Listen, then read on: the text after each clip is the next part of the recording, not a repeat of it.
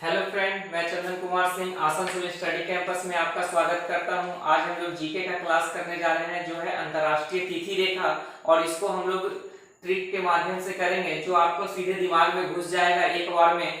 और आपको हमारा चैनल अच्छा लगे तो इसको please like share and subscribe कर दीजिए ताकि मेरा भी मनोबल बना रहे। और आगे आते हैं हम लोग अंतर्राष्ट्रीय तिथि रेखा के बारे में, सीमाएं के बारे में जानते हैं। पहला जो आता है मैकमोहन रेखा, तो इसका ट्रिक याद करने का है इस तरह है कि मैकमोहन रेखा माने मैकमोहन यानी कि ये जो रेखा है भारत और चीन के बीच है, भारत प्लस चीन के बीच में है।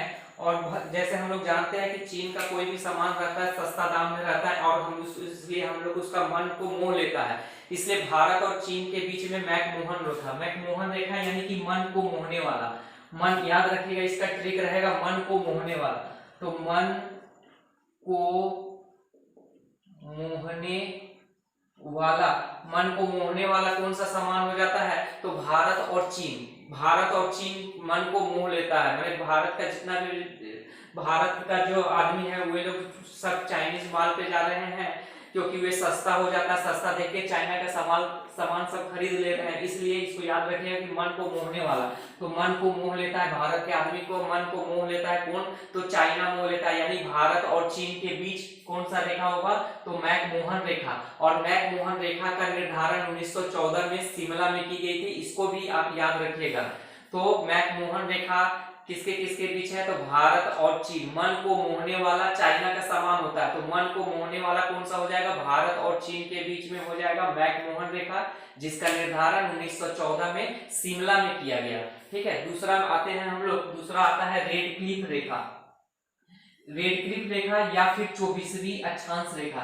रेड क्लिफ्स को हम लोग देख के ही पता चल रहा है कि हम लोग रेड माने एकदम पूरा खतरा डेंजर जोन में, पाकिस्तान भारत के लिए एकदम हमेशा से आक्रमण के मूड में रहता है, चाहे कोई भी मुद्दा रहे उसको अलापने के लिए। तो भारत है, भारत आतंकवाद ये सब कुछ उल्टा पुल्टा बोलते रहता है पाकिस्तान, इसलिए रेड क्लिफ रेखा उसके साथ निर्धारण किया गया है। तो रेड क्लिफ रेखा, और रेड क्लिफ उसके साथ हमेशा माने दुश्मनी का भाव रहता है, इसलिए वहां पे बॉर्डर पे हमेशा 2400 घंटा हमारा सैनिक तैनात रहते हैं। क्योंकि अगर एक क्षण भी अगर हमारा सैनिक वहां से बॉर्डर से हट जाए तो पाकिस्तान जैसा देश ऐसा देश है कि वे आक्रमण करने के लिए, अटैक करने के लिए हमेशा रहता है, इसलिए हमारा सैनिक वहां से नहीं हटाया जा सकता है। इसलिए याद रखिएगा कि रेड क्लिफ रेखा जो है, रेड क्लिफ नाम सुनते ही भारत और पाकिस्तान आपको याद आना चाहिए, और वहां पे बॉर्डर से अपना सैनिक को नहीं हटाया जा सकता, इसलिए 24 घंटा हमारा सैनिक वहां बॉर्डर पे रहते हैं। इसलिए रेड क्लिफ रेखा या 24वीं अक्षांश रेखा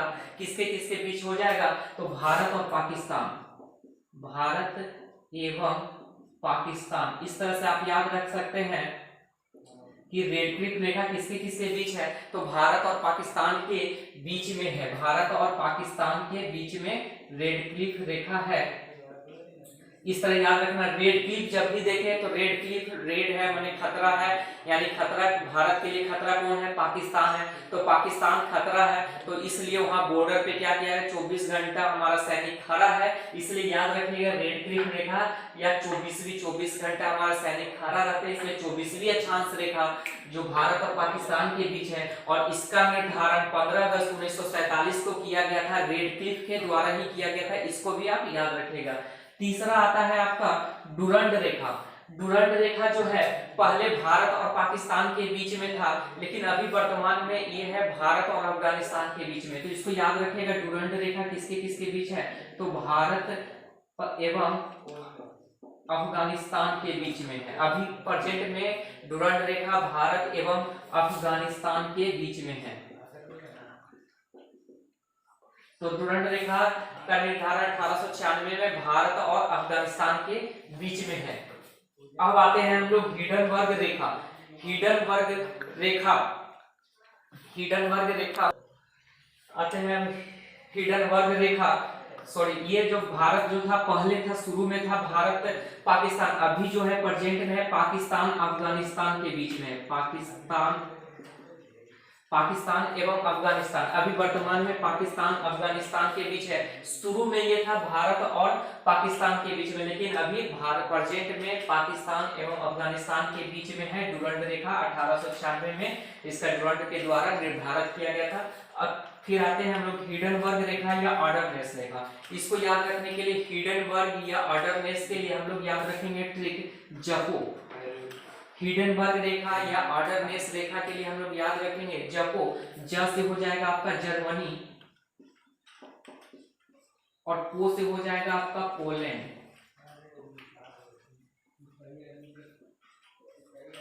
तो जपो जैसे हम लोग जपो याद रखेंगे, जपो ज से जर्मनी पोलैंड। हिडनबर्ग रेखा या ऑर्डरनेस रेखा जब भी आ जाए आपका एग्जाम में तो याद रखिएगा कि जपो। तो किसको जपो? तो हिडनबर्ग रेखा। हिडनबर्ग रेखा को जपो, ज से जर्मनी, प से पोलैंड। तो हिडनबर्ग रेखा किसके किसके बीच हो जाएगा? तो जर्मनी और पोलैंड के बीच हो जाएगा। अब इसके बाद आते हैं हम लोग 17वीं समांतर रेखा। 17वीं समांतर रेखा के लिए ट्रिक आपका ये है, इसको याद रख सकते हैं आप सदिया। इसको 17वीं समांतर रेखा के लिए आप याद रख सकते हैं सदिया। स से हो जाएगा 17वीं समांतर रेखा और बी से हो जाएगा उत्तरी वियतनाम। उत्तरी वियतनाम और उत्तरी वियतनाम। स से 17वीं समांतर रेखा सबिया, 17वीं समांतर रेखा बिया सबिया। उत्तरी वियतनाम, उत्तरी 17वीं समांतर रेखा सबिया याद रखेंगे। सबिया से वियतनाम होता है, तो इसमें सिर्फ जोड़ना है उत्तरी वियतनाम और दक्षिणी वियतनाम।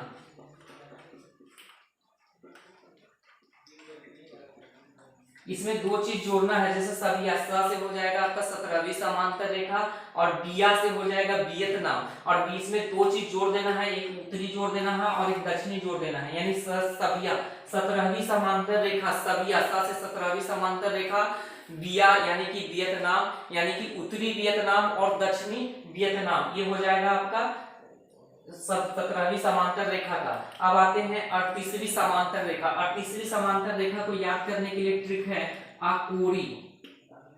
इसमें भी इसी तरह जैसे इसमें 17वीं समांतर रेखा में था स से 17वीं समांतर रेखा, और इसके लिए ट्रिक था सबिया, बिया से वियतनाम, उत्तरी वियतनाम और दक्षिणी बिया। उसी तरह 38वीं समांतर रेखा में आपका हो जाएगा आ से हो जाएगा 38वीं समांतर रेखा हो जाएगा आपका अकोरी। अकोरी को से हो जाएगा उत्तरी कोरिया, उत्तरी कोरिया और दक्षिणी कोरिया। यानी कि 38वीं जो समांतर रेखा है आपका किसके किसके बीच है? उत्तरी कोरिया और दक्षिणी कोरिया के बीच में है। जिस तरह से 17वीं समांतर रेखा हम याद रखेंगे सबिया से 17वीं समांतर रेखा किसके किसके बिया यानी कि उत्तरी वियतनाम और दक्षिणी वियतनाम, उसी तरह 38वीं समांतर रेखा जो है आपका उसके लिए ट्रिक हो जाएगा अकोरी। आ से हो जाएगा 38वीं समांतर रेखा और 38वीं कोरी से हो जाएगा कोरिया, यानी कि उत्तरी कोरिया और दक्षिणी कोरिया। आइए हम लोग जो छूट गया था बचा हुआ था उसको देख लेते हैं। 49वीं समांतर रेखा। 49वीं समांतर रेखा या मेडिसन रेखा क्या होता है? तो 49वीं समांतर रेखा या मेडिसन रेखा बोलेगा तो इसको हम लोग याद रखेंगे 49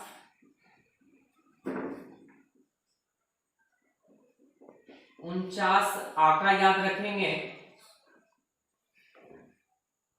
49 आका से क्या 49वीं समांतर रेखा या मेडिसन रेखा यानी कि